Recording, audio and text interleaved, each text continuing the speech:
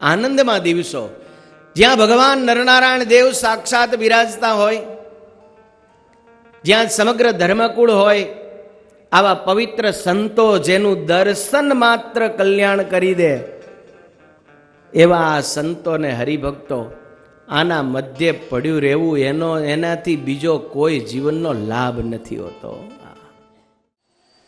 નરનારાયણ દેવની વાત આ બીજા દિવસે પણ ચાલુ છે અને આગળ હજુ 3 દિવસ ચાલવાની છે. નરનારાયણ દેવનો જેને આશ્રય હોય, નરનારાયણ દેવનું જેને શરણું હોય, એને પોતાના મોક્ષને માટે બીજો વિચાર ક્યારેય કરવો નહીં, ક્યારેય પણ. એટલે કે મહારાજે બાથમાં ઘાલીને પધરાવેલા નરનારાયણ દેવ આપણને આપેલા છે. વચનામૃતના પાને પાને મહારાજે નરનારાયણ દેવનું મહિમા ગાયો છે. પરમ પૂજ્યપાદ મોટા મહારાજશ્રીએ જ્યાં જ્યાં નરનારાયણ દેવનું પ્રાધાન્ય છે વચનામૃતમાં, એની એક નાનકડી પુસ્તિકા પોતે જ પોતાના વરદ હસ્તે લખેલી છે.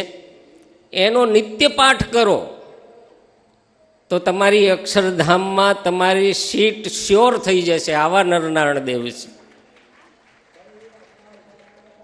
200 વર્ષની આપણી આ પરંપરા ચાલી આવે છે.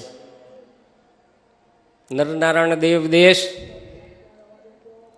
ક્યાંય ખંડિત થયો નથી ને ક્યારેય થયો નથી, ક્યારેય થવાનો પણ નથી. પ્રસંગ ચાલ્યા જ આવે છે એવો. સ્વામિનારાયણ ભગવાન નરનારાયણ દેવ આપણી સાથે છે. નાનો મહોત્સવ હોય કે મોટો હોય, એ મહોત્સવમાં પ્રત્યક્ષ સ્વામિનારાયણ ભગવાન બિરાજમાન હોય છે. જ્યાં સત્સંગી ભૂષણ શાસ્ત્રનું શ્રવણ કરી રહ્યા છો, એ ભૂમિ તીર્થરૂપ બની જતી હોય છે. આપણો ઇતિહાસ તમે ચાલ્યો આવે છે જુઓ.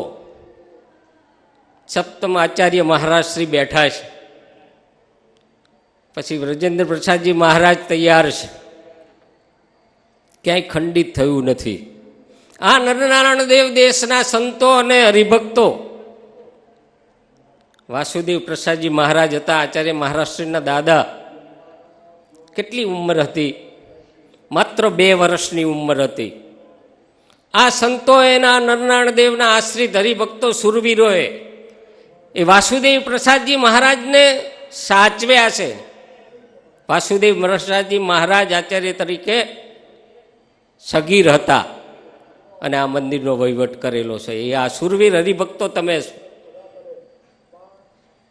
નરનારાયણ દેવ દેશમાં ક્યાંય કોઈ જગ્યાએ અમે ઉધાર લેવા નથી ગયા હો, કે નવું કશું ઉમેર્યું નથી. સ્વામિનારાયણ ભગવાને આપેલું અમે વાપરીએ છીએ.